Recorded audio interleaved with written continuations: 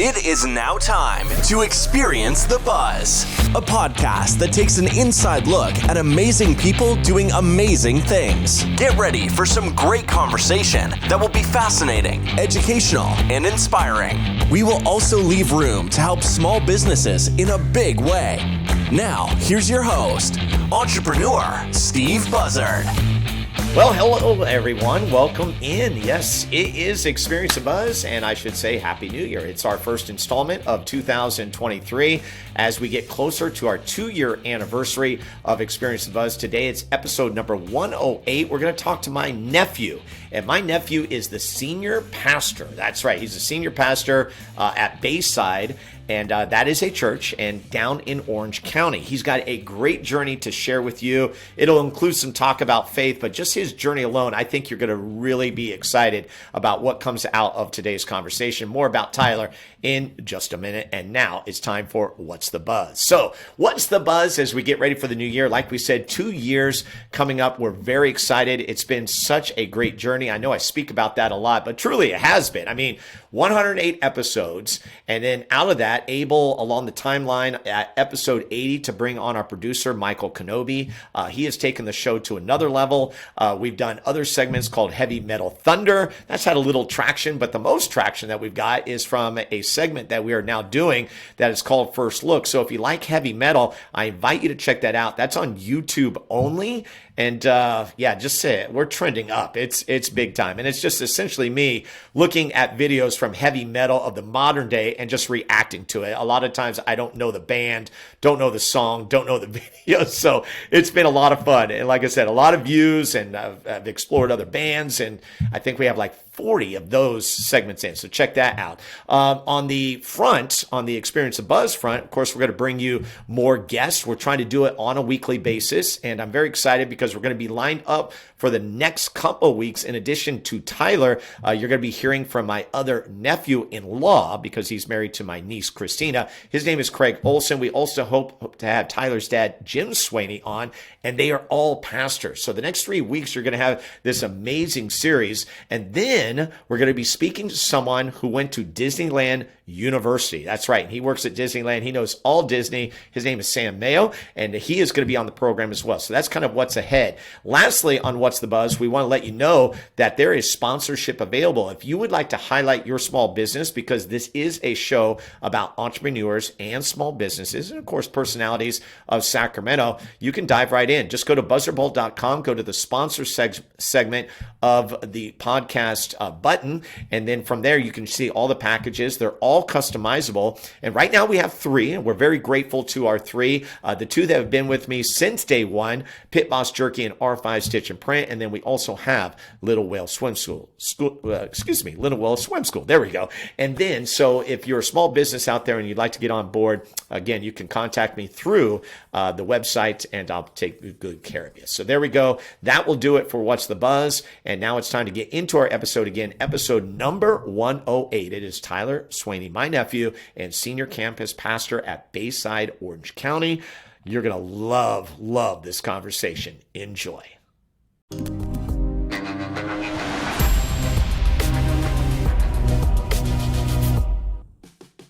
Well, Happy New Year, everyone. Yes, it is 2023, and this is episode number 108 overall, but it's number 1 of 2023 as we approach our 2-year anniversary of Experience the Buzz, and I am very excited because not only do we have a guest for you, but he's family. It's Tyler Swaney. He is the senior campus pastor at Bayside, Orange County. Yes, that's a church.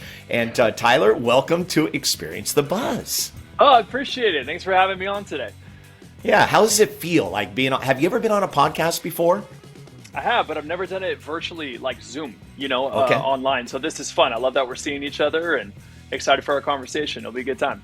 Yeah, so let's give you the connection. Tyler is my nephew. So his mother, Lisa Swaney, is the oldest sister of the 4 girls, one being my wife, which is Kristen. Okay, so that's where we're built in. We've shared a lot of family memories, and it's crazy because Tyler and his family were originally Southern California. came up to Northern California, and now are back down in Southern California. So the trips that we have made in between the two locations has been pretty amazing. And the reason I wanted to bring you on, Tyler, is, we're going to talk family, no doubt about that. Just where you are right now. So I mentioned you're the senior campus pastor at Bayside, Orange County. Yeah. And let's just start right there. We're going to talk about this entire journey, but being a pastor at 33, it's got to be pretty amazing. Yeah, there's never a dull moment, as we say. And this is, I would say, I feel like God has been putting this on my heart really since I was a young kid. My uncle, or my dad, Jim, he's a pastor. And so it was something I was born into. So I think part of it was growing up watching my pops. I just want to be like dad. That was a huge influence. But really, I feel like this is something that God had for me since I was a young kid. I really can't remember a season, Uncle Steve, where there was a time where I contemplated another path. There's a ton of stuff that I'm interested in, and you and I get excited about a million different things in life, but never really felt like, maybe I should dabble in business, or maybe I should do that. I always felt like the local church was for me. And there's 1,000 different facets within local church ministry that you can do, whether it's missions or discipleship or local outreach, whatever it might be. But I felt like this was for me. And now being at Bayside Church for, believe it or not, it's been 7.5 years. Wow. So almost 8 years ago is when my wife, Allie, and I, we have a couple kids now, first started talking with Bayside Church. I knew it was a church, but I didn't know a soul up there other than you guys. And clearly that was where we were supposed to go. And for the last 2.5 years, like you said, now we've been down in Orange County. So if you don't know, Bayside is a multi-site church, right? We always say one church, many campuses. And 3 years ago, our senior leadership team invited Allie and I into the conversation to prayerfully consider whether or not we could and would help launch our newest campus, our first campus in SoCal. So it's cool. I always say I have two homes. People go, okay, are you more like NorCal, SoCal? And my answer is both, yes and. We love it. I spent 11 years of my life now in Natomas, downtown Sac, and Roseville, so all of Sacramento.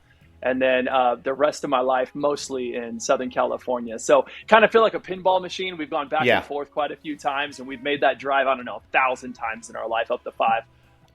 But it's great, and we love what God's doing, and I feel like we're just getting started. It's cool. All right, and I think that's a great way to lay it out. And I do want to start with the foundation of the fact that you've been surrounded by this. You mentioned your dad, Jim, and I want to throw in there too that your dad was very pivotal for me in my faith journey because I grew up Catholic. And when I met Kristen, we started going to Arcade Baptist Church, which they had a pastor there, Lee Toms, who had served 40 years, was just retiring.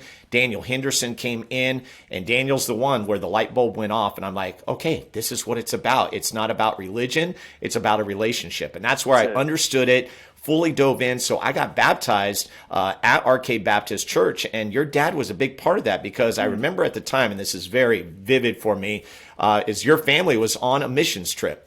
And I would actually write letters back and forth to your dad. And all I was doing was asking him questions like, okay, what's this? Explain this to me. And your dad was so diligent and so good at just answering those letters. I literally think we wrote about 5 to 7 letters. But that for me was a pivotal moment in me becoming a Christian. And so I still remember that to this day. And with that said, you have been surrounded by it. And it's not just your dad, it's your mom too. Ministry and the mission field has been your life for pretty much all your life. No, all of my life. I turned 33 in November.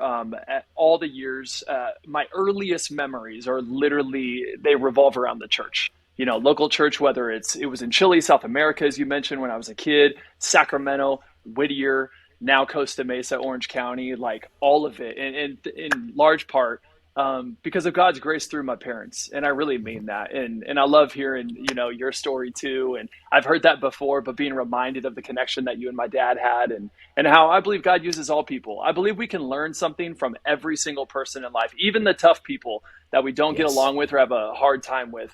I think that's part of God's love and grace is we can always take away and learn stuff from people. And so feeling or hearing the influence that he had on you and Uncle Steve, I got to say that you've had on our whole family has just been awesome. Oh, thank you, Tyler. Amen. And you know, Yeah. I'm thinking, like, what was that moment for you? You said you're surrounded by it, but was there something in particular? Because what we Yeah. need to throw in there is that, listen, you were a great athlete, and you actually took that all the way through college, which we'll talk about. But you were saying, like, you knew that this was going to be your path. I'm just wondering if there was something specific that you remember. Yeah, I've always loved people. When I was a little guy, you might remember this too. I was just kind of the shy mama's boy. Like I never wanted to leave mom's side, and I love food. I've always loved food, and so I was either by the fridge or by my mom. Like those were just the two things. And my older sister, Christina, she was like the Tasmanian devil, right? She's all over the place, and somewhere along the way, we don't know exactly where it happened. We kind of switched. And I started to become, a lot more extroverted, always wanted to be around people. I've just been fascinated with people's stories and backgrounds and all of it. And I wouldn't say she's totally introverted today, but she definitely took on more of the shy kind of private characteristics. And we still laugh about it to this day. But I remember there was a turning point, Uncle Steve, when I was in 8th grade. So literally 13, 14 years old. I'd been in private school my entire life and grateful for the education that I had. But at that age, that's back in middle school, I never heard an audible voice of God. But I remember him clearly putting it on my heart that it was time for me to go to a public school and just expand my reach and meet more people who weren't, born in the baptistry, so to speak, or from the church, like people from different religions and different backgrounds. And I knew it was going to be challenging. I knew my faith was going to be stretched. But I got to tell you, the first feeling that I had when I feel like God put that on my heart was just pure excitement. Like I was ready. I was ready to rock. And like you said, I played sports since I was a little kid. And I don't know if I would say I'm a great athlete, but I appreciate the compliment. But sports were always happened, a huge part of my life. And I would say a huge part of my ministry. So yeah, there's church related ministry, but I got to say this too. And I don't mean to be preaching here, but the church isn't the building. The church isn't the institution. The church isn't a program. The church is the people.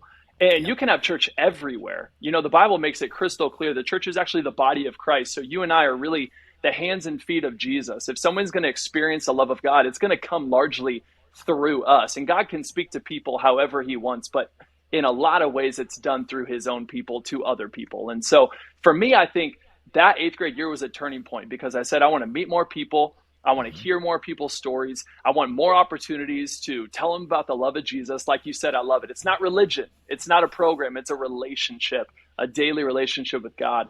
And those 4 years in high school, Troy High School in Fullerton, California, were some of the most formative years of my life. And there were some hard moments, but by and large, there were some incredible moments where I felt like that's really where my faith was stretched. That's where my faith, my dad's a pastor. My mom's been in ministry forever as well. So grateful for their influence. But that was the turning point in my life where I had to say, hey, mom and dad, I love you. I'm so grateful for everything you've taught me, but I'm making my faith my own.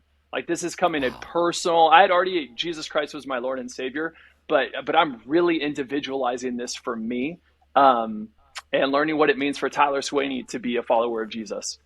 Okay, so what were those steps in high school? Like for me, the memories, of course, were those incredible football teams where you actually played with your cousin who was the star receiver. And then you had a guy named Derek Coleman who ended up going to the NFL. So it was a very special team. So those memories are so vivid to me. But what were the things that you were doing? Were you using football and athletics as your mission field, or was it just being in that public high school?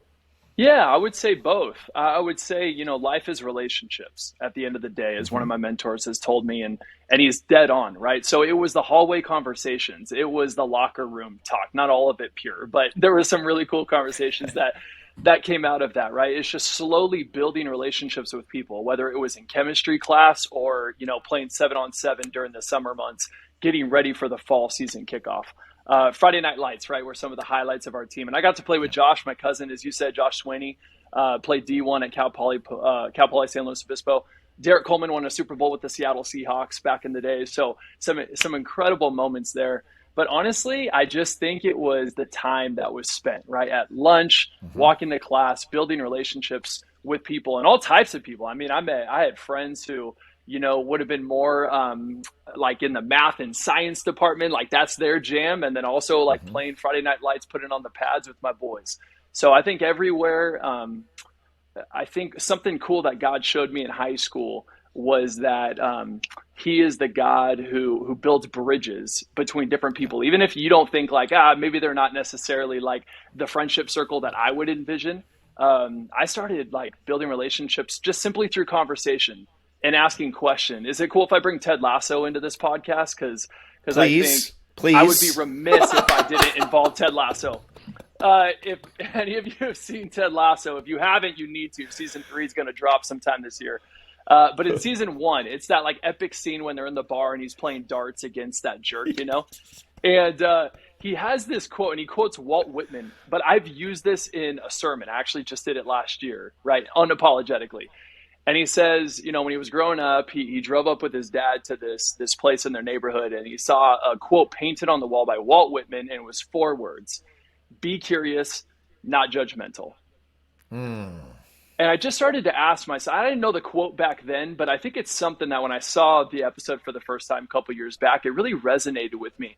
What would happen just as people, whether you believe in God or not, if we started to approach relationships with curiosity and asking questions before we rushed to conclusions and made judgments about people based upon, you know, misconceived preconceptions that we have in our minds about who they should be, who we are going to get along, we aren't going to get along.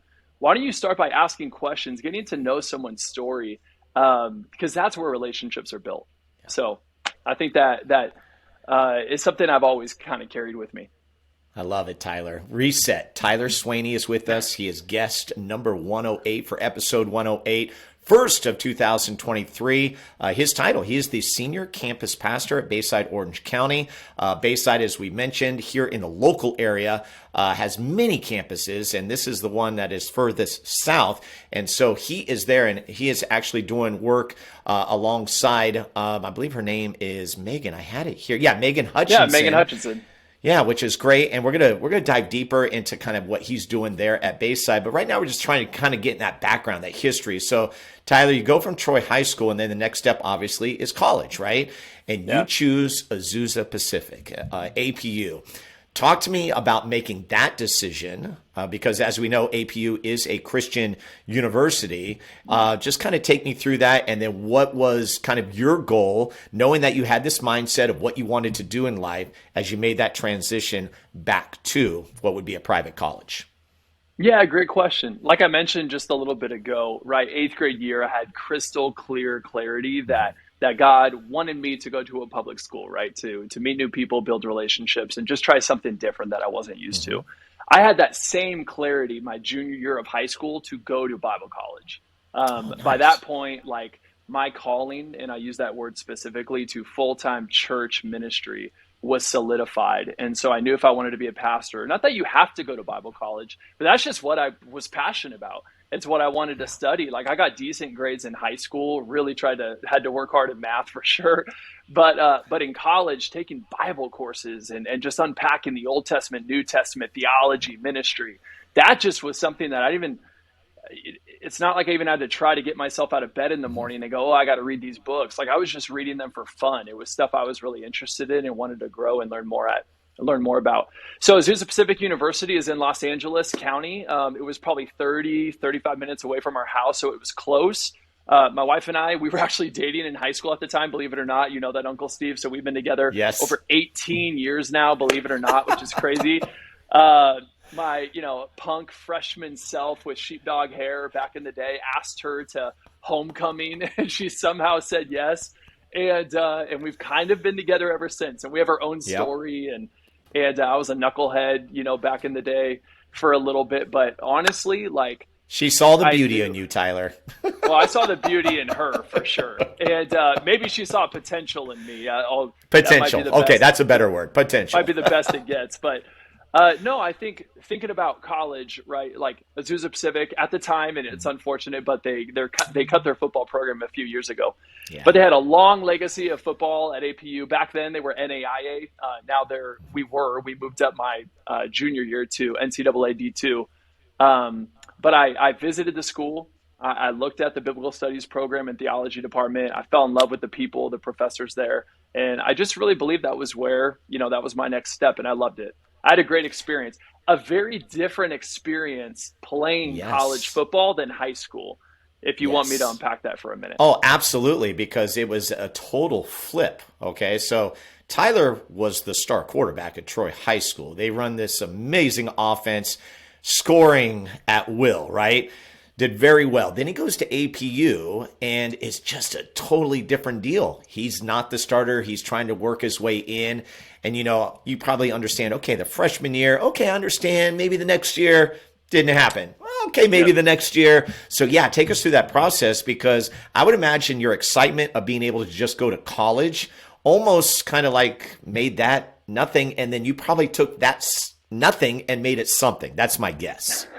You know what? You're not far off. Okay. I went in, I'm optimistic by nature, right? Positivity is one of my top strengths. So I usually see the glass half full. But there were some discouraging moments in my football experience at Azusa, because the biggest way, to break it down in a nutshell, in high school I played a lot, in college I didn't play a lot. and I knew I was there for more reasons. Like, let me just say, the friendships that I built in college, they're still some of my best friends today. We all stood in each other's weddings, best men in each other's weddings. So I knew I was there for a different reason. But at the same time, like, you're there, you want to see the field. And we had some incredible quarterbacks that were higher up on the depth chart than I was. I mean, John Vandenrot was our starter for all 4 years, and he went on to play in France and Austria.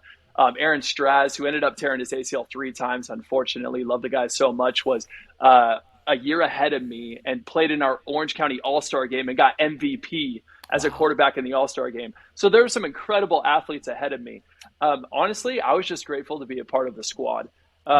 At the end of my sophomore year, they actually moved me to free safety, and the head coach came up to me and just had some really encouraging words and some great things to say. He loved my influence and my involvement on the team, and just said, "Ty, we just want to help you see the field. And it's probably not going to happen in the next year or two at quarterback, so let's try free safety." And you know what, Uncle Steve?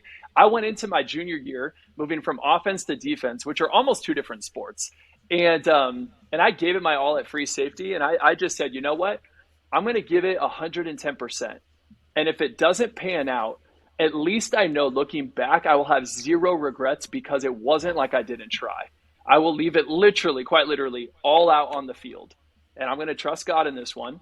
But if it doesn't work out, then I just know I at least gave it my all. And at the end of my junior year, I went through one of the hardest seasons, it's funny, football season, but hardest life season that I had been through. I felt like God was leading me out of organized sports for the first time in my life. And yet I didn't know why. I didn't know what was ahead. Again, I didn't hear an audible voice from heaven. It's not like a light shone on Bethlehem. I just had it in my heart that this was what God was leading me to do. Was not playing a piece of it, sure, but there were way bigger things that were moving in my life. And so I made the really hard decision over a few months of praying, inviting people to speak into the situation, to step away from the football team.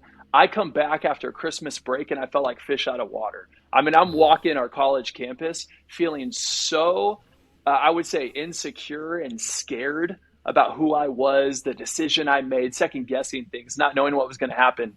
And in 3 days' time, I was signed up to lead a college missions trip to Thailand and Laos. I had just applied and found out later that week that I got a job in our chapel programs office. I ended up working with our intramurals department as well, and took an internship at our church in our high school ministry department, which is like one of the key steps that led me to be a high school pastor for 10 years. So like all of those things, looking back, I knew the grace and hand of God was over it all. But when you got to step out in obedience and trust God in something that you don't know how it's going to work out, it's scary. It definitely is scary.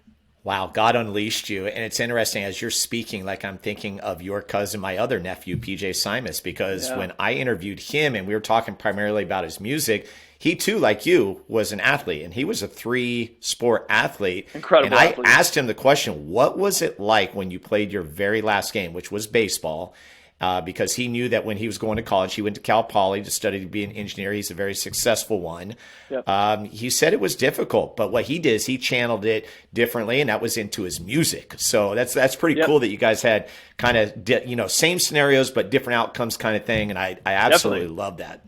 So that's just unpacking the first part of our guest today, Tyler Swaney. We're going to take a break, and when we're going to come back, we're going to find out what happens after college, right? This guy wants to be a pastor. He is a pastor. How did he make it happen? He obviously got a lot of love around him from the family, encouraging him to do this. And you can see he's very positive, cup half full, love him to death. And so we'll take a break, hear from our big three sponsors, and come back with more of our guest, Tyler Swaney, right here on Experience the Buzz.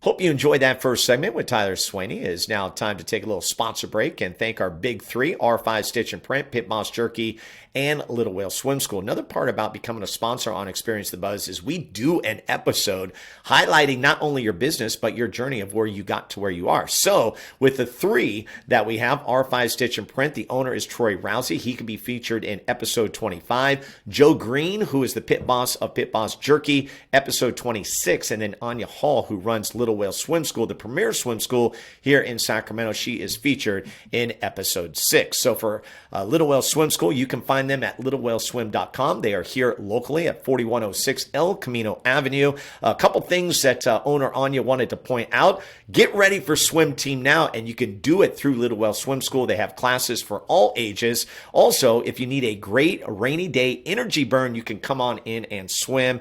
It's warm all winter long. That's because it's an indoor facility, heated pool. You couldn't ask for anything more. And if you're out there and maybe you're looking for a job or looking ahead to summer, they are hiring at Little Whale Swim.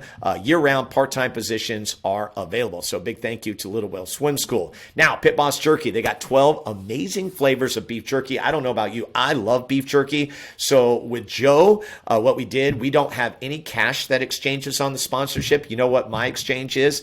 I get beef jerky for life, and I am down with that. We have a flavor named right after this program. It is called Experience the Buzz. Other favorites, Island Teriyaki, along with Raspberry Apple Chipotle. And then you have the originals, which are Pepper Garlic, Pit Boss Original, Sweet Summer, Honey Gold, and Sweet and Smoky. So good stuff right there. So big thank you to Pit Boss Jerky. By the way, if you want to get your hands on some of that jerky, here's the deal. They are featured actually locally at Knee Deep Brewery in Auburn. So if you're up in that area, check it out. And they are also at 3 locations of Amy Hardware.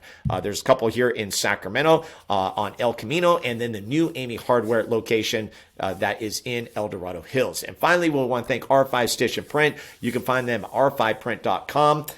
This hat, this sweatshirt, Troy Rousey and his crew. That's right. They specialize in screen printing and embroidery featuring high precision stitching and large format printing. That is equal to R5's success. They also have someone on hand, a graphic designer that can help you with putting things together, a portfolio. They've got it all. So again, big thank you to R5 Stitch and Print, Pit Boss Jerky, and Little Whale Swim School. Now time to get back to our conversation with Tyler Swaney. Like what you hear so far? Make sure you never miss an episode of Experience the Buzz by clicking the subscribe button now. This podcast is made possible by listeners like you. Thank you for your support. It means everything. Now, back to the show. All right, everybody, welcome back in. I'm your host, Steve Buzzard. We are with Tyler Swaney. It is the first episode of 2023. Hope you had a very happy new year. We're very excited here on ETB to say, hey, we are approaching our 2-year anniversary. It's been an exciting journey to have these types of conversations. And you would think with this type of conversation, it's like, well, Steve, that's your nephew. Don't you talk about these things all the time? You know what? Honestly, we've never really been able to go kind of deep like this. Now, we have fun conversations. That will be coming up in the final segment, which we call Rapid Fire. We're going to go off. Don't worry about that. But where we're going to pick up now is Tyler's, explained the calling that he received, what he decided to do and going to a public high school, then on to Azusa Pacific. And the one thing I do want to tag onto this, Tyler, and I need to commend you for this, and I know I've thanked you already, is that my oldest son, Toph, ended up going to APU as well. But there's an interesting story behind it, isn't it? I'll let you share that. Yeah, well, your son Toph, Christopher, is about 5 years younger than me, and Toph and I have always been tight. I remember when Aunt Chrissy, your wife, and Toph were doing kind of a SOCAL tour of different colleges, yes, right? And if I'm not mistaken, APU was their final stop. So I knew they were coming, but I remember and Tyler, it was a late ad. I don't even think it was on the original list. I think there was a conversation between you, like, have you checked out APU? And then continue. You're absolutely right. Toph reached out to me, told me they were in the area. I asked him, hey, have you considered APU? And he's like, well, I've looked at it a little bit, but we don't have anything set up. So I actually called the school, asked if we could, kind of get a late edition mom and son to be a part of a campus tour. I went on that tour with them, and I'm not going to lie. At the end of those 2 hours, Toph looked at me and he's like, I'm sold. I got to go here. Yep. And it was so cool. He went his freshman year straight out of high school, spent the next 4 years at Azusa. And so for my wife and I have so many amazing memories at APU, and for that to be passed on to my cousin, some, younger guy that I love so much, and just know that his life was changed and impacted at APU as well was really cool. No, it was absolutely a huge moment, because I remember Toph telling me, he's all, Dad, I knew as soon as I stepped foot on the campus, like he just had that feeling. And it's the same kind of feelings like you're describing, where God is calling you. And it truly is. It is a calling, because APU for Toph was huge. And like you as an athlete, he was able to do kind of in the broadcasting field, and he had an absolutely great 4 years.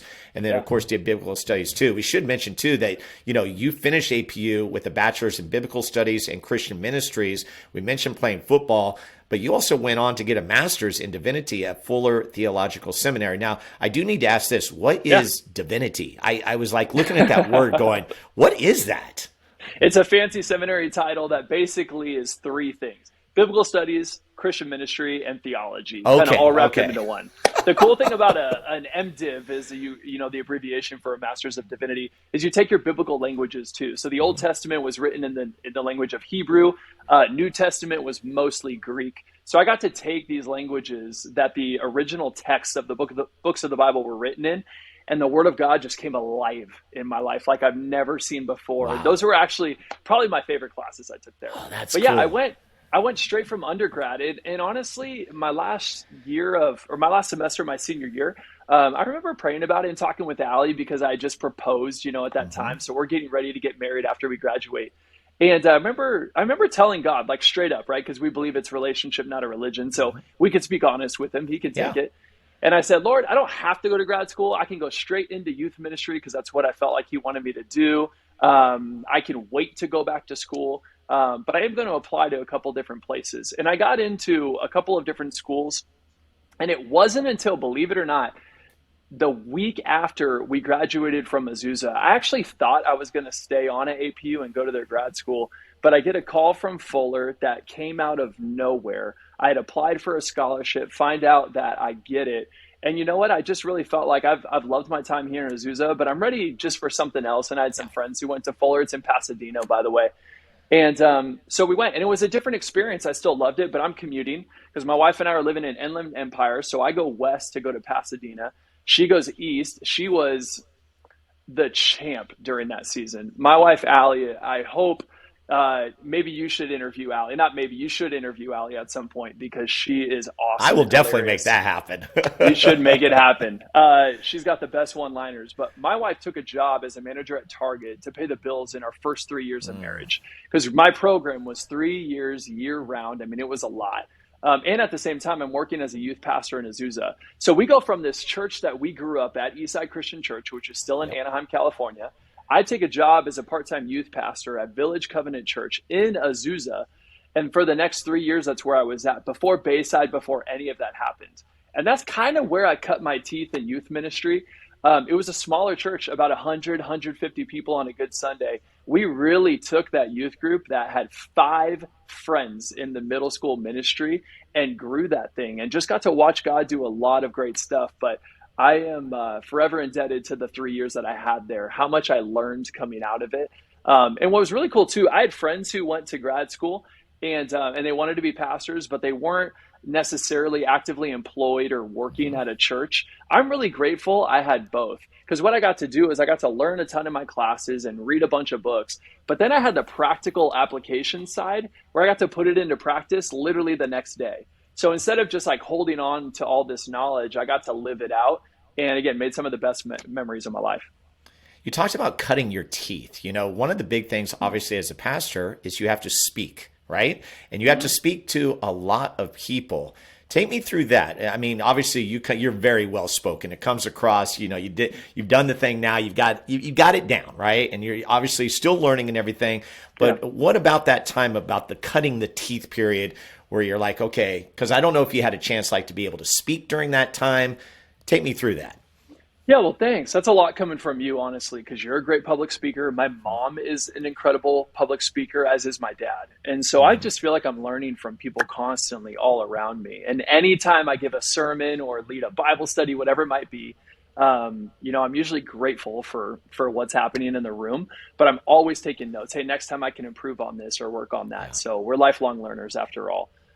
Did you say take me through kind of like the public speaking? Yeah, journey? Like how did that kind of come about? Maybe that first moment or opportunity that you had to speak in front of an audience, whether it be as in youth group or youth ministry, before you actually get to Bayside, because that's going to be our next step as we talk about coming north. Yeah, it actually started all the way back in middle school and high school. So middle school was at a small Christian school, but we had a Bible study there on campus. And so I kind of took the lead on leading some of those discussions and messages, if you will.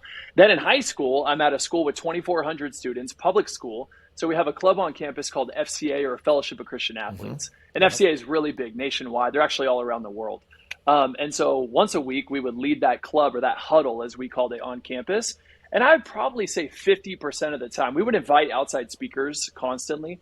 But I was given a lot of those talks and messages as well. And speaking to a group and a room full of students and friends that I knew, and also people that I didn't know that were coming in from all types of faith backgrounds. I mean, back in high school, to kick off our huddles, I used to say, thanks for coming to FCA. You're so welcome here. You don't have to be a Christian or an athlete. We're just glad that you're here today. And so I think that's where I got to practice, and it just built some confidence in being in front of people, reading a room, all that Reading stuff. a room, that's a big one. Reading a room is a big one. And honestly, that's probably been my biggest area of growth, and where I've seen the most growth in the last, I'm going to say even 3 to 4 years, because there's something about having like a preset idea of what you want to talk about, right? Hopefully, but for most of the time, unless it's impromptu, most of the time before you get up in front of a crowd or an audience, you put some time and thought into what you want to say. And if it's in like the church context, or you're on a mission trip, what does God actually want to say in this moment, if it's a sermon, right? But there also has to be enough flexibility and adaptability where you get to tailor your message, tailor what you thought you were going to say, or how, maybe more practically speaking, how you thought you were going to deliver the message, and adapt it to the room. Because if you're looking and reading the room and people are disengaged, or you actually see, okay, there's more of an older crowd here than a younger crowd, or vice versa, right? If I'm speaking to a group of college students at Vanguard's chapel, which I do sometimes, that's a little bit different than if I was leading like our men's ministry on a Thursday morning. And so, honestly, I'm learning like crazy all the time. I think in college, I had a number of opportunities, especially my senior year at APU, where I interned in our high school group to do some messages. Definitely at Village Covenant Church, I was given the majority of those weekly. And then at Bayside, not only in our high school ministry, but I was and so grateful I was given some opportunities to preach on the weekends as well. And, still here at our Bayside Orange County campus. But honestly, every single time that I speak, I'm learning something. Hey, I can do this better next time, or, that's that sort of thing. Yeah, as you speak with the reading the room comment, I think of Francis Chan, because he is so good at that. Because he'll even say when he comes on stage, he's like, I've been praying about, and I actually don't know what I'm going to tell you, and I'm just going to let God lead me. And then just something, and it's every time. He never falls short. Right. And he convicts you in a way that you're just like, oh, man, I almost can't listen to him because he convicts you so hard.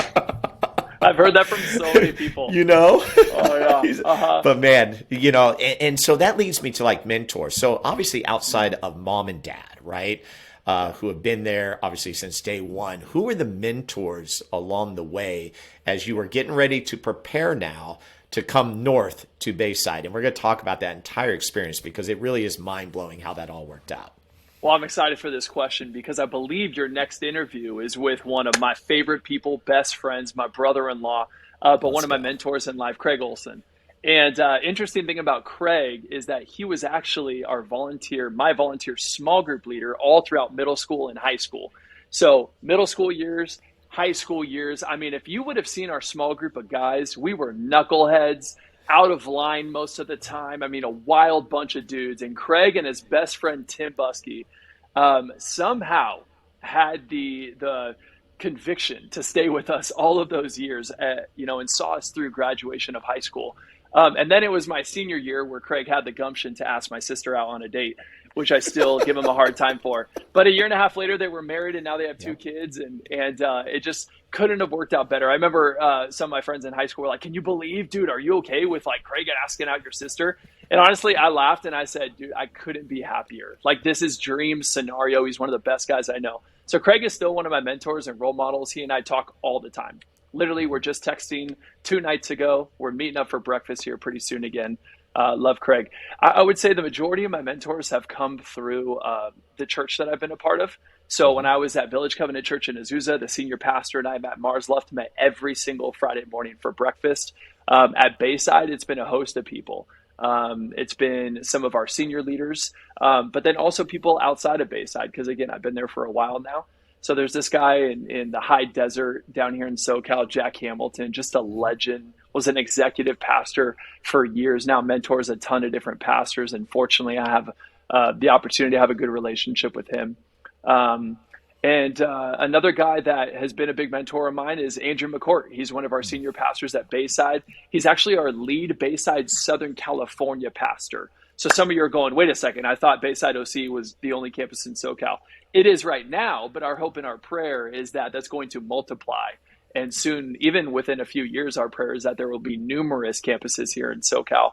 And Andrew is our Irish pastor. We actually moved to Bayside at the exact same time, summer of 2015, though they moved a lot farther than we did.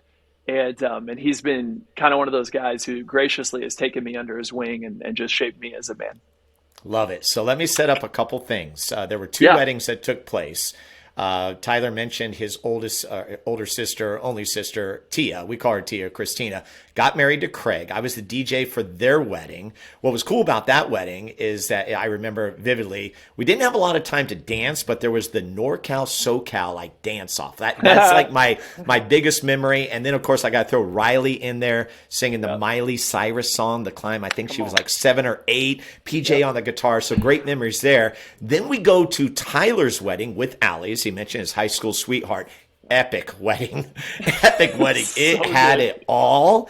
The only thing with your wedding, Tyler, is that I was a distance off. I didn't feel connected, but you know what? I was feeling the vibes, and you guys were killing it on the dance floor. You were still bringing it. Yep. Yeah. So the reason I say that is because that all took place in SoCal. Okay. And we've mentioned this going back and forth between NorCal and SoCal. So the call comes from Bayside that involves you coming to the Granite Bay campus.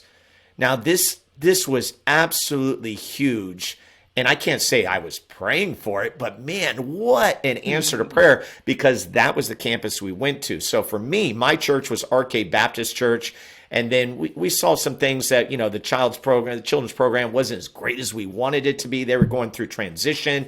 So we just said, you know what, we're going to make the drive every week. And we started going to Granite Bay and been going there for many, many years. So with that said, this connection now with one of our family members, Tyler, being able to come to Granite Bay's campus for Bayside was just mind-blowing. So I am so excited for you to be able to share this story. It's so good. Yeah, I would love to. I have to go back to the wedding. Highlight of our wedding, other than getting married to my best friend, love of my life, was my dad and I dancing to Ice Ice Baby on the dance floor. Yes. Because it's one of his favorite songs. It's one of mine. We've always loved it. We danced to it all growing up, and we were just in the middle of the dance floor going as hard as we could. No shame. It was amazing. There was a lot of sweat dropping on the dance floor. More sweat than not, I would say. People brought multiple shirts that night. And I have to say this too before I forget. My dad is probably my biggest mentor in life. I was trying to think of other people, but yeah, Jim Swaney has had the biggest influence on me and my mom as well, for sure. The transition from SoCal to NorCal was something, honestly, that Allie and I were excited about. We really were. I mean, we prayed on it. We interviewed with Bayside for over 3 months. I mean, it was a long time. It wasn't like, hey, one flight up and we knew or they knew. It actually wasn't until a couple trips up, and it was on our flight home about 2 months into the interview process, where my wife and I look at each other, and some of those marriage moments in life that are unforgettable, where you look at each other, you lock eyes, and you just know, like, this is where God is bringing us to. They hadn't offered yet, so we still didn't know for sure, but we said, if they do offer this position, we know this is where God wants us to go next. I would say having a lot of history, tons of relationships and great memories in Southern California. Yeah, it was hard to say goodbye, for sure. But like I said, I have two homes, NorCal and SoCal. So for me, it was exciting to be able to come up and be back in the area where I grew up for some of my time as a kid. For my wife, she had never left the nest, so to speak. So for her, she had visited with me, in high school, college, different trips up to NorCal, hung out with you guys and the family, all those good things. But it was also an exciting season for us. I remember we're about 1 year in. You guys helped us move into our first apartment. And we're about 1 year in, and we're driving home from high school group one night. So it's probably 9:30, 10 o'clock. And she looks at me and she says, Ty, this may be my favorite year of our lives yet. Wow. My all-time favorite year. And my wife is, pretty articulate. She's succinct with her words, something I'm constantly working on. So what she says really packs a punch. It really matters, and she means it. And I look at her and I say, honey, I couldn't agree more. Praise God. That first year up at Bayside, where we got to, leave our families, so to speak, and we miss our friends and family like crazy, but it gave us an opportunity to build new community. And now still some of my best friends like Colton Tucker and Cameron Wells and Charvis Franklin and these people that I just love to death, those relationships were born out of our NorCal time. And so, we prayed on it like crazy. We put it before God. We invited people to speak into the decision.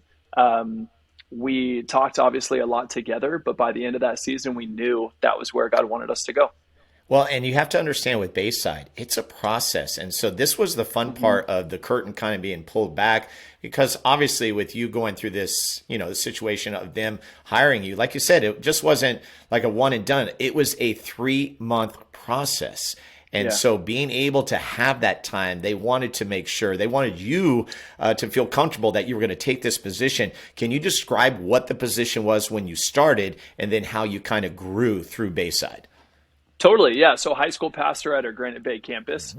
Great thing about Bayside, still one of my favorite things today, it's all team. Bayside Church is one of the most highly relational organizations, and definitely churches you'll ever see. And that really just bleeds through everything they do. It starts from our founding senior pastor, Ray Johnston, and just trickles down throughout our entire organization. At Bayside, we always say people trump process, and it's true.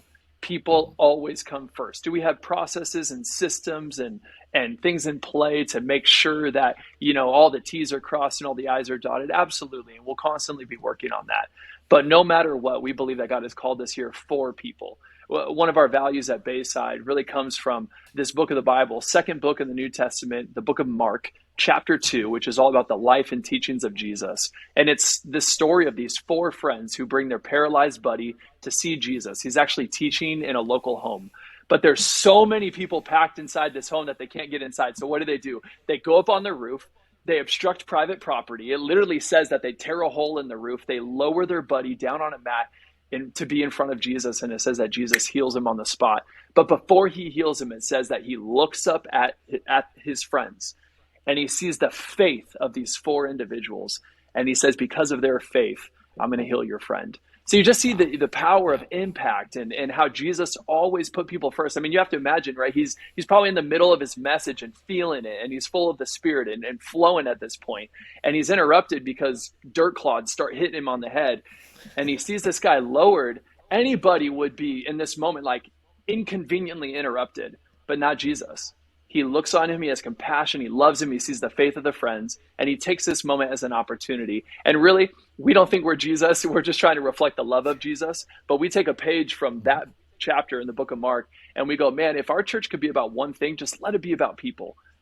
So we always say, right, just like the heart of Christ leaves the 99 to go after the one lost sheep. No matter what plans, conferences, services we have planned at Bayside, people always come first. And I have seen that backed now, again, 7+ years at Bayside, time and time and time again. It's one of the things that really drew us to this church in the first place. You know, the common thread that I'm hearing throughout everything that you're saying, people, relationships.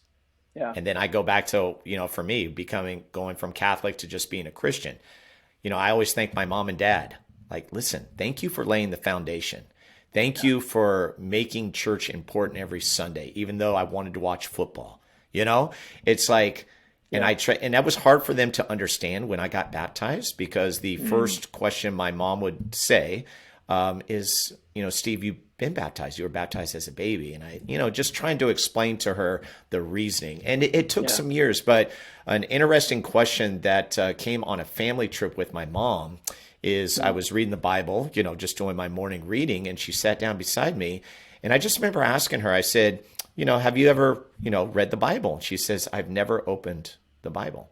Wow. And I just went, wow. And that really brought things to life for me. It totally made me understand where they were coming from. This goes back to what you're talking about. These are my parents, but that perspective of understanding and not being judgmental, because it was very hard for me to have them not accept the fact that I was actually doing a great thing. This was my eternity was taken care of. This is a great thing. And then realizing, what, maybe they didn't have that and I need to speak into them. So it was almost like the roles were just flipped.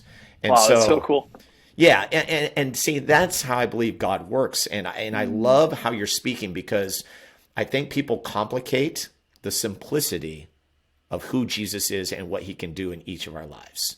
Right. Yes. And I know this even goes down another path, and we may hit it. I don't know. But my mind, I'm thinking about that first time that you get to then speak on stage.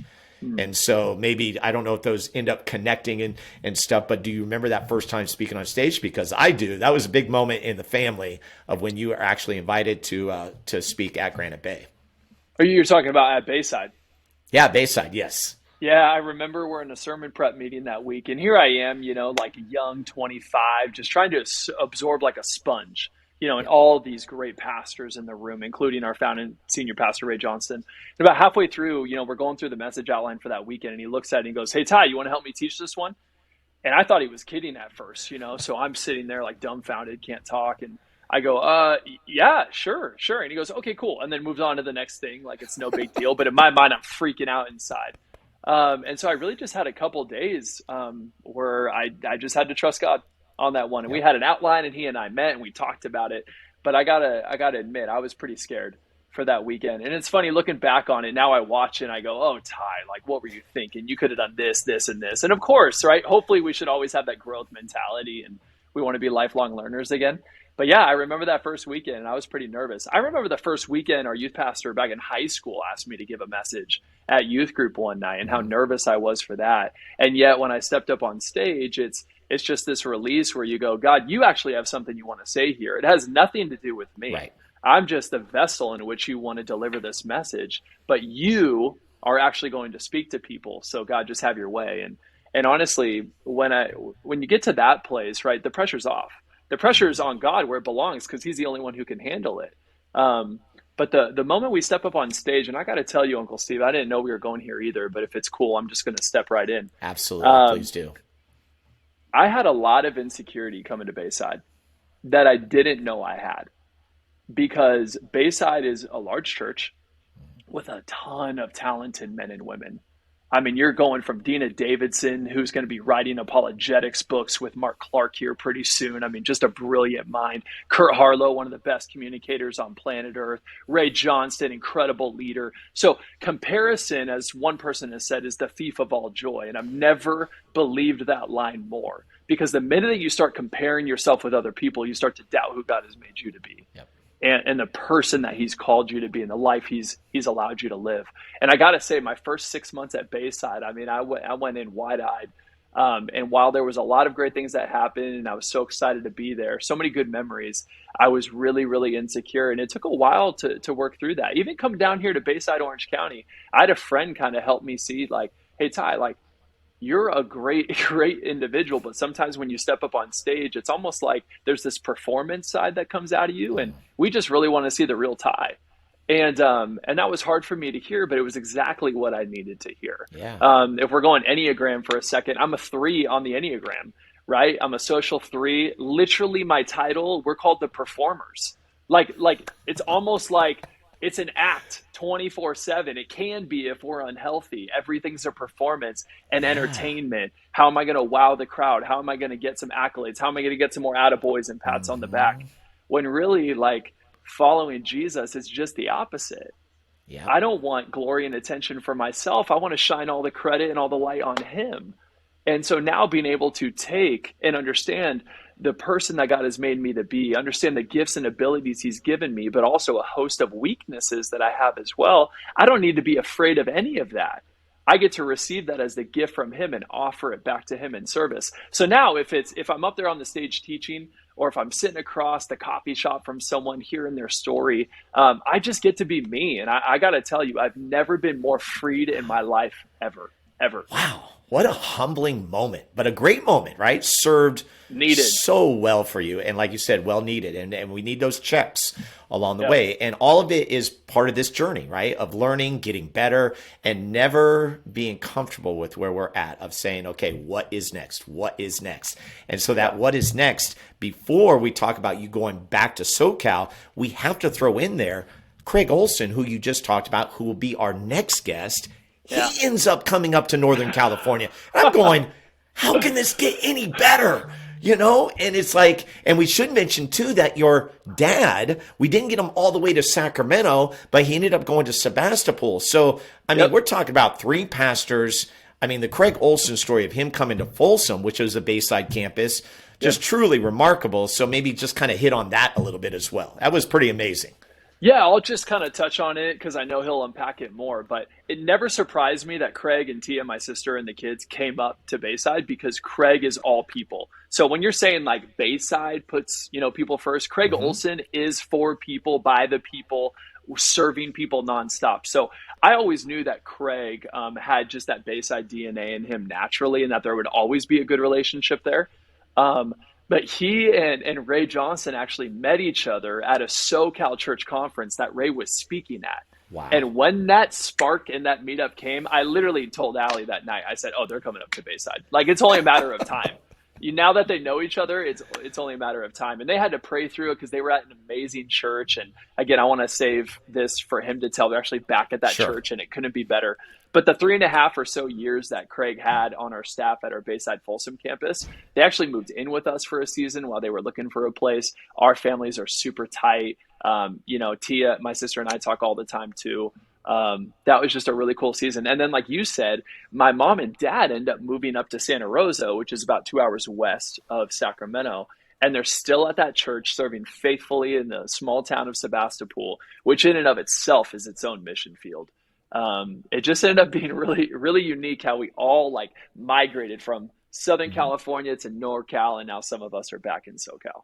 Well, and that's why we're trying to do a series with this. So my first conversation is with Tyler. The next one will be with Craig. And then we're also going to speak to Tyler's dad, Jim, because what's amazing about Jim is that he always wanted to be a pastor, and his current position is his first head pastor role. So it came a lot later in life. And it's just amazing. That just shows you how like God, just uses us in different ways. And so you get the call to SoCal.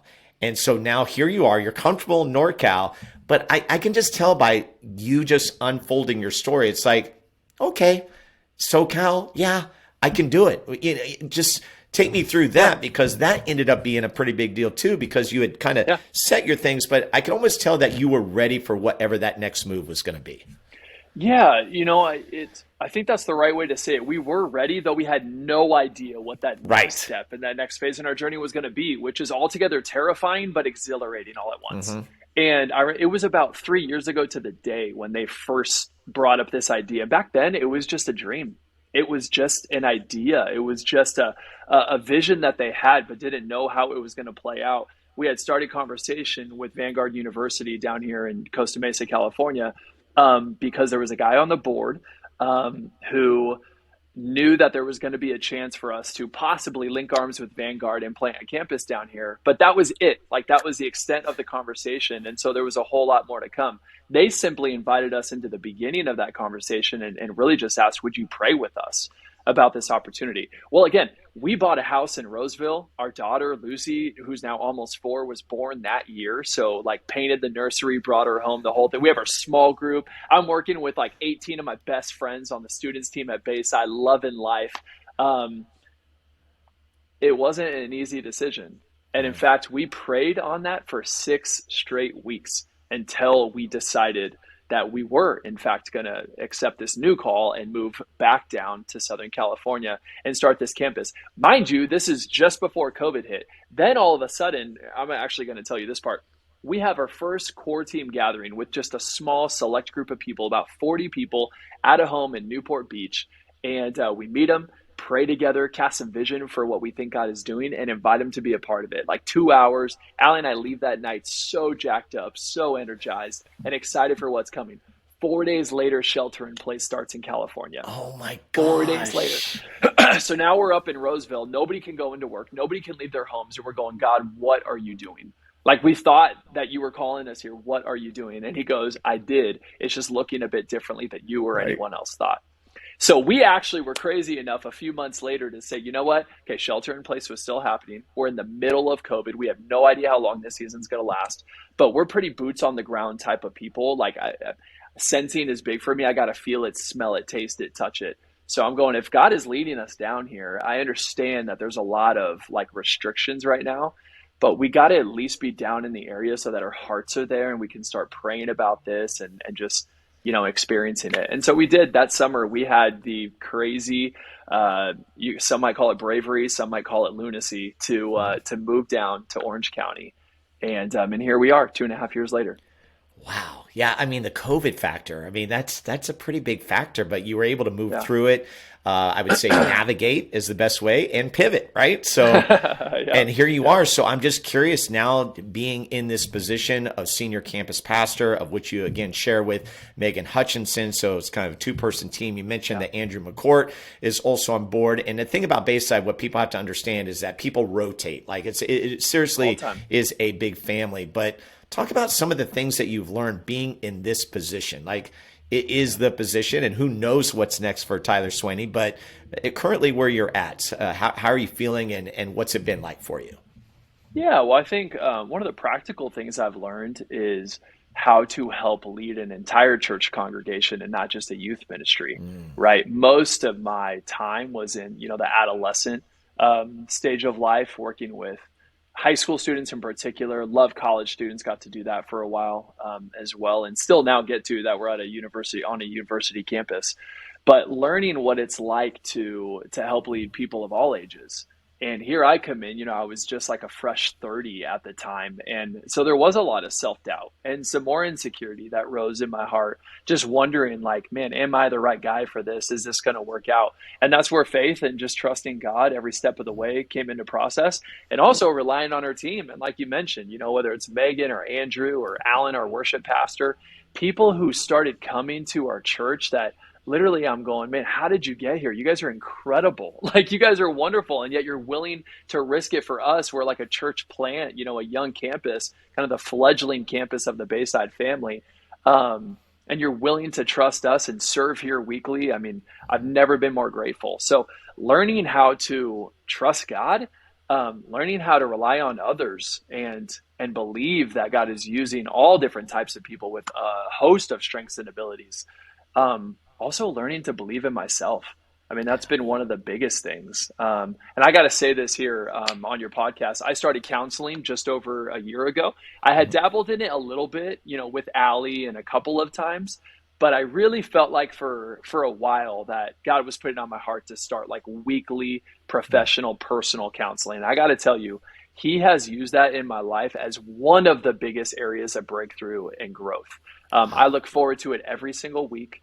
I've been able to go back to things like from boyhood and start to work through, so, peel back the onion layer, so to speak, and talk through some of that stuff, but also even just like current things that I'm going through. So I think there can be the myth that, therapy or counseling is a sign of weakness. I couldn't disagree more. I think it's a huge sign of strength, and I recommend it to anybody. Whether you're going through a crisis season or not, counseling has done wonders in my life.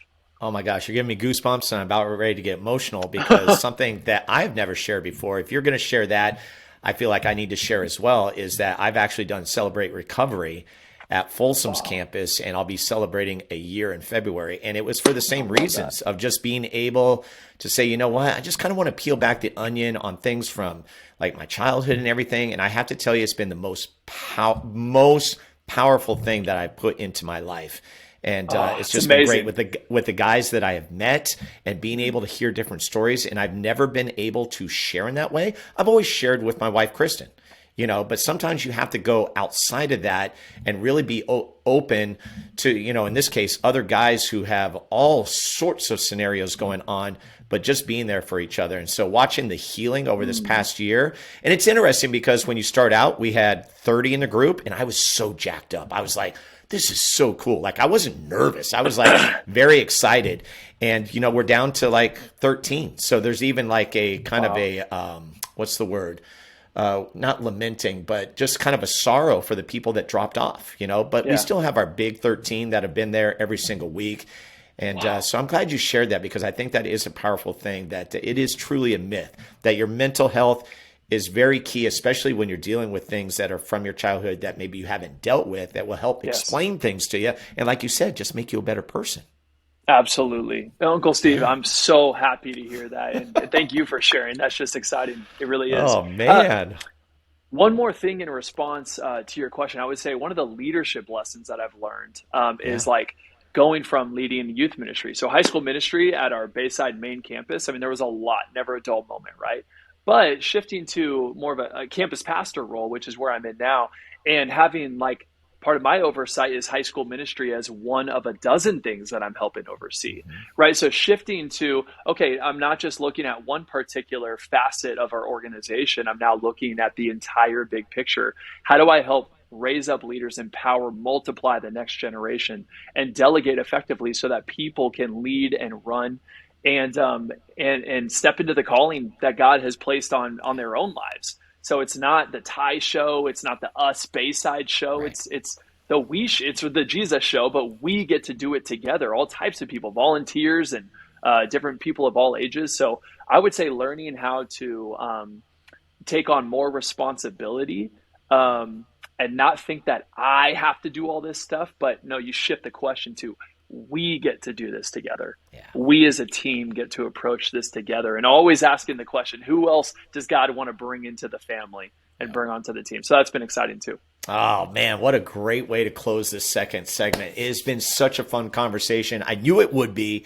And so what we're going to do is we are going to take a break. And when we come back, we're actually going to bring back a segment that we had in the early days. And I don't know why I got rid of it, but we're bringing it back. It's called Rapid Fire, where we have a little fun. And then we get a final word from Tyler. And I want him to be able to speak to people, maybe young people that are out there that are just like thinking about this conversation, like, okay, who is Jesus? Who is God? And what does that mean? And you also heard Tyler mention a lot about prayer, right? And seasons and everything. And so that's how we'll finish up things. So we'll take a break, come back with a final segment. It's Rapid Fire. Our guest is Tyler Swaney, again, senior campus pastor of Bayside, Orange County. And yes, he's my nephew. We'll be back right after this.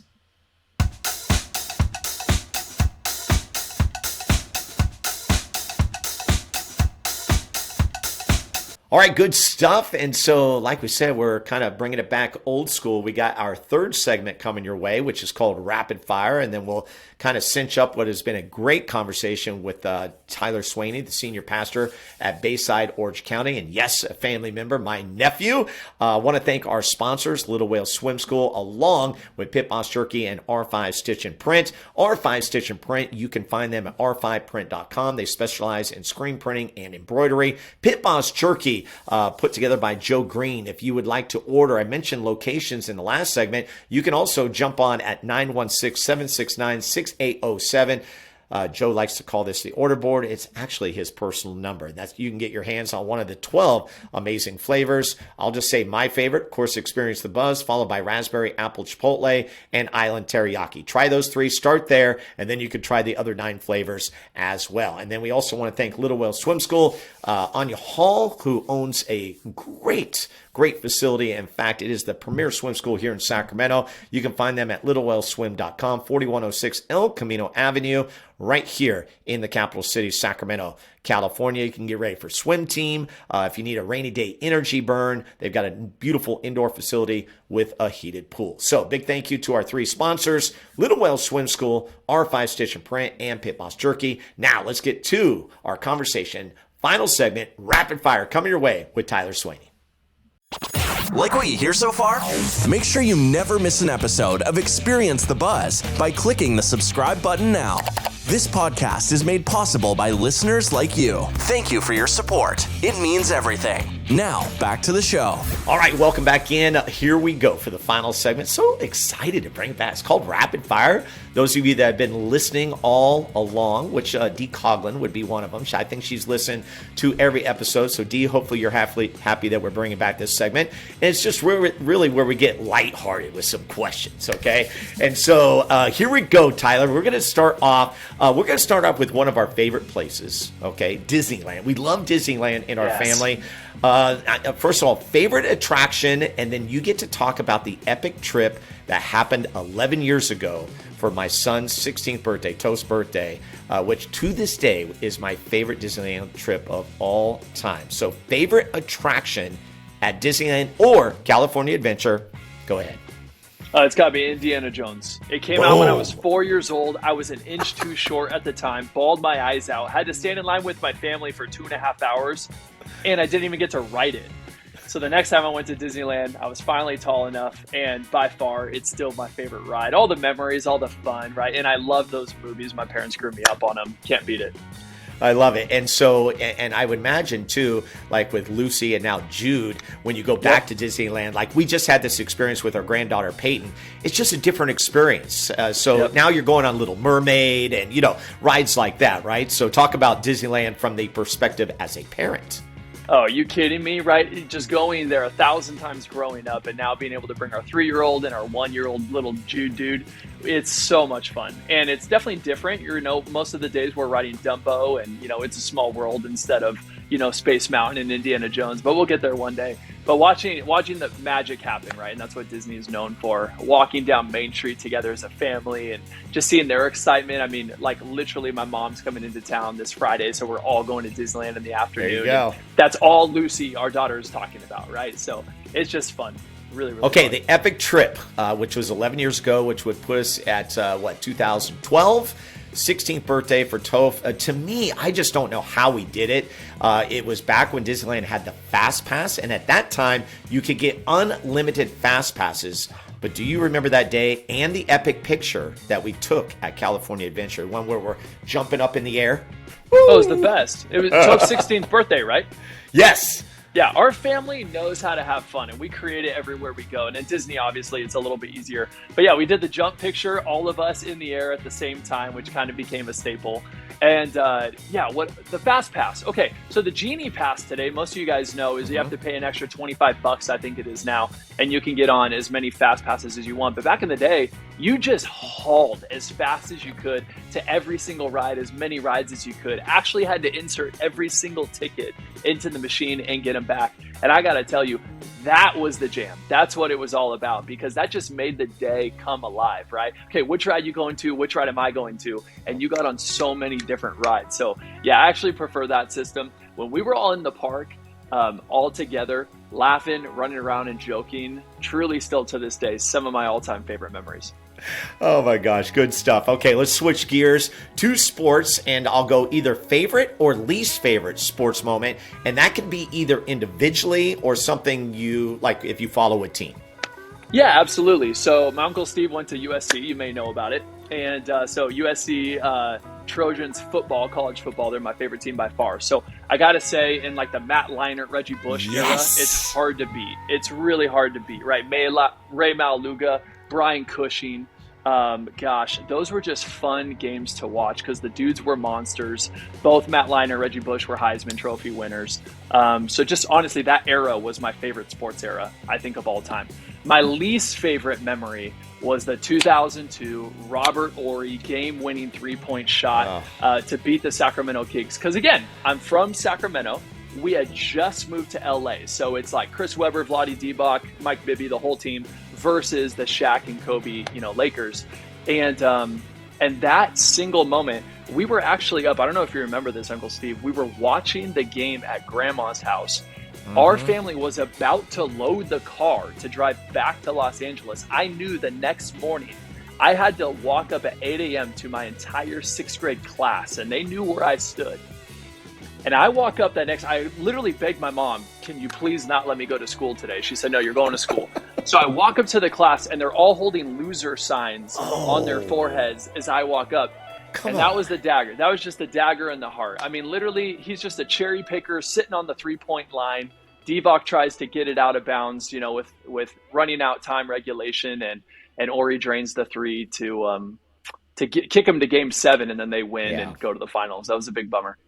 Well, and that's the hard part too of that one is not only did they lose that game, but then they had the opportunity to win game 7. They didn't win it. So I think when Ori drained that dagger shot, I think the momentum surged, and it really was. It was tough. All right. Favorite athlete? Do you have someone that you've looked up to along the way? Interesting timing that you're asking this. I gotta say, Derek Carr.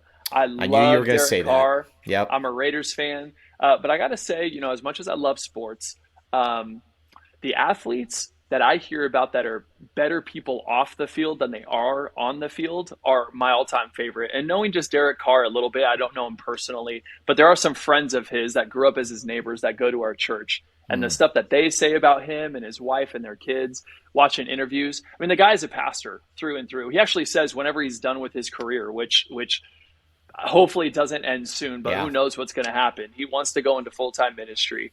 He loves Jesus. Hearing his story too, where like back at college when he was, a phenom at Fresno State, his wife gave him the ultimatum and said, look, either you decide to follow Jesus and sell your life out for him and commit to our family, or I'm walking. I'm out of here. Wow, I didn't know that. That was the crossroads for Derek Carr, where he said, you know what? Like, I took time to pray about it. God put it on my heart that this is what I'm going to do. I'm going to go all in for him, and his life has never been the same.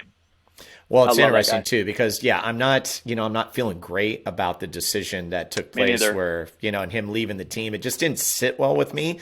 And I understand from a business standpoint what the Raiders were trying to do, but still, like with someone with Derek Carr, that's not how you deserve to be treated. But like you, Tyler, I feel like he's the same way, and that he's not going to let it get him down. He realizes that God has a different plan for him, whether he continues with football or, like you said, maybe he moves into ministry, which I wouldn't be surprised as well. So that's where I'm trying to land my emotions on this subject, because it does make me feel a little bitter toward the organization. Oh, me too. It's hard. Yeah. It's hard. I believe the guy's resilient. He's going to be great no matter what he does, but it was a loss for sure. Okay, so we've had a lot of great family moments. Are there family moments, because listen, we took trips to Tahoe, we've done Disneyland, we've done so many things, but I'm curious, for you, like growing up, is there anything that stands out to you? Something I've never probably even just asked you when we've been around, but here's the opportunity. There's so many growing up, it's hard to choose, but we used to go to Dillon Beach a lot as a family. Yeah. You remember those days? And I'm probably, 7, 8, 9 years old. And so all the cousins are running around the beach, but you and Aunt Chrissy took us down, all of us cousins, and there's probably 10 of us. And it was just the windiest day. I don't think it was raining, but it was the windiest day. And we end up like finding these logs on the beach and building a fort. And we still have that epic photo of you like with this hilarious face, and we're all like giving silly, crazy faces because our hair is being slapped in our faces by the wind. I mean, it was just crazy out there. But as a kid, I look back and I go, man, that's actually one of my favorite moments, because we were just having fun, doing life together. And Dillon Beach, growing up, was somewhere that we always used to go. So that's definitely one of them. I love it. Well, 2023 is here, Tyler, and now kind of shifting to just a little bit more serious. What do you see in 2023? I know everyone makes their New Year's resolutions. I'm not kind of like going there, but just a vision of like, man, I wonder how this year is going to be. Yeah, absolutely. That's a good question. I see a lot of opportunity. And again, I'm optimistic by nature, but I think in life, too many people look at things and they see obstacles when there's really opportunities that are hidden underneath. And that's even a challenge for me. It's a challenge for the way that I help love, serve, and lead my family, this church. I just want to help create opportunities out of what may seemingly be obstacles to a lot of people. I see God moving in a ton of ways. Right now, our church is actually in a season of 21 days of prayer and fasting. So all of us, from our staff through everyone in our church, has chosen things that, just between them and God, that God's put on their heart to fast, to say no to for a season so that we can hear from him a bit more clearly. I think what happened last week, it was just over a week ago, I think, on Monday Night Football, with, the Bills safety, Hamlin going down, having a heart attack on the field. The latest I've read, he is doing okay. He's still in recovery. I think what that did, though, is we had one guy on our staff. He's our Blue Oaks campus pastor, Jason Kane, and he wrote to a bunch of us and said, what's happening now within our nation of, ESPN, commentators and all different types of very influential people praying on live television, talking about the importance of having a relationship with God, how life is so much more about what you do. It's more of who you are, how you live. Life is precious. Really, Damar Hamlin went from that moment of being a player to being a person. Yeah. And that's the right priority. So what I see God doing is I see God speaking to people. I see him moving. I see him penetrating people's hearts, helping them see, hey, what you're a part of is cool. But the life that you live and the legacy that you leave actually matters a whole lot more. So I'm excited for this year. I think he's already gripping people. Yeah, which leads to my next part, which I thought was very powerful. So you had the situation where on NFL Live they prayed publicly, which I had never seen anything like that in sports. And then you couple that with the Jaguars. I think they were playing the Titans, and Trevor Lawrence, who I know is a Christian as well, he led everybody on the field, and they're kneeling at midfield. And I'm going, wait, this was something that was shoved out just a couple years ago. And I'm like, I was saying the same thing. I said, God's working. There's a shift going on. And so did you have that same feeling as well? Absolutely. Absolutely. And undeniably, right, whether it's 9/11, years ago or something like this, God will use crisis to draw people to him. But I think it's often out of these hard times and experiences that we go through where people actually are struck with God's love and peace in their lives and that he offers it to every single person. I think what it can do is it can open up people's hearts and create a willingness to invite God in. So I'm really excited for what this year holds. Oh, very cool. Very cool. So if you were to able to give a personal message to your mom and dad who have been the rock for you and have got, I know, I'm sorry, I'm putting you on the spot here. That's good. What would that be? How would that sound? Thank you. Yeah. I love you more than I can say. Being a parent now has given me so much appreciation and perspective on your level of sacrifice and love for me. From changing diapers to praying for the quality of people, the man and woman that, T and I were going to turn out to be. I just don't have words. And knowing that even behind the scenes, more than the words that you shared with me or the actions that you demonstrated, but knowing that you were praying for me, and every day of my life for over 33 years, you have been in my corner praying for me, and the power that those prayers have carried in my life and in Allie's life and now our kids' lives. I just can't say thank you enough. I love you guys. That's awesome. I love that. And so that leads me to the power of prayer. You have brought it up many, many times within your own story. And I think it's important for people to just understand, because again, I think it's something that people complicate, don't know how to do.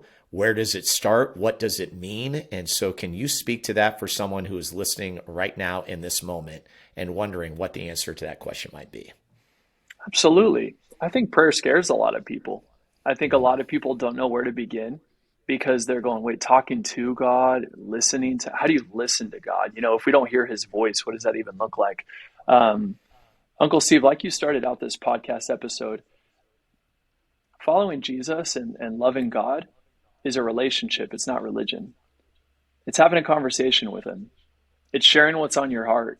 Does he know it? Absolutely. But he wants to engage in a real relationship with you. So I would encourage anybody. There's some great resources and books on prayer. Absolutely. But the best place to begin is just by you simply saying, hey, God, I'm here. I may not even know how to do this, but I'm going to try. and I'm just going to try to start a conversation with you, try to engage in a relationship with you. I encourage anybody who's interested in opening up the Bible, which I believe is the divinely inspired, authoritative word of God. It's actually his love letter to you and me and every single person on this earth. I encourage you to start in the book of Mark. It's kind of what I brought up earlier. 16 chapters all about the life and teachings of Jesus, and it will show you the heart of God through and through. And I encourage you just to start wherever you're at. There's no right cookie cutter answer or one formula for how to have a relationship with God or begin a prayer life. But I believe in the power of prayer. I believe God honors people when they come before him with an honest and sincere heart, asking him for things, telling him things, also seeking his advice and just listening to what he thinks on the matter.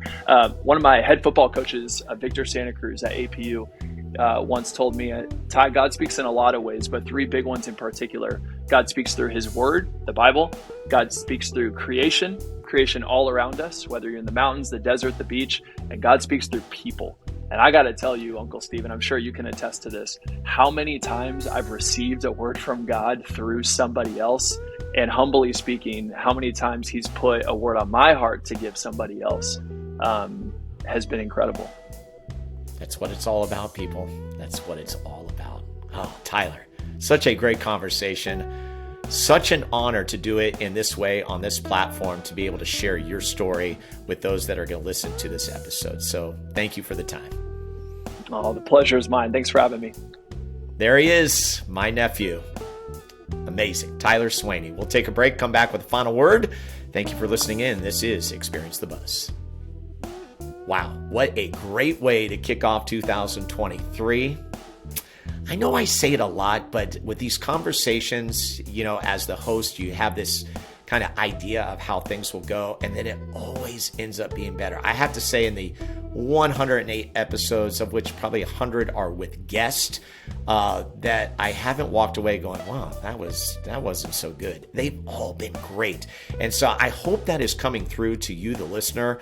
The reason this podcast is being done is for the people of Sacramento, of being able to just talk to different people. And isn't that so efficient for what we talked about today about relationships and people, and why that matters and why that's so big, and how God kind of speaks to us through those things. And even if you don't have God, the power of relationships are so big. So I thank Tyler Swaney, not only for being my nephew, because that's great, obviously, family, we love that, but just what he was able to say today, which I think was very, very powerful. So next week, we're going to continue this series, and we're going to talk to Craig Olson, who is my nephew-in-law.